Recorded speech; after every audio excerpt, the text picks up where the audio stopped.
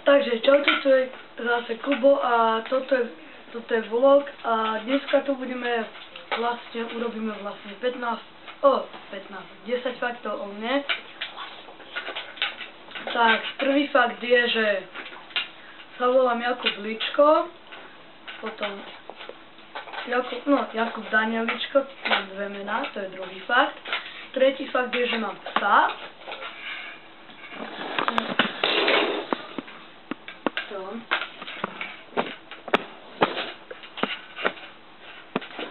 Štvrtý fakt, som šiestak. Siedmy fakt, mám brata. 8. fakt. 7. fakt, mám vlastnú izbu. To je taký fakt. 8. fakt.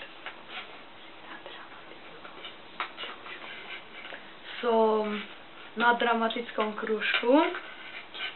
A 9. fakt. 9. fakt je, že hrávam futbal.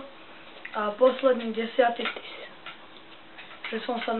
posledný fakt je, že kde som sa narodil a narodil som sa v Handlovej.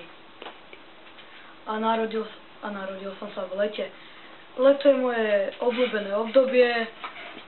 Mám tam aj narodeniny, proste najlepšie. Môžem tam jazdiť na bicykli. Toto bolo proste 10 faktov o mne.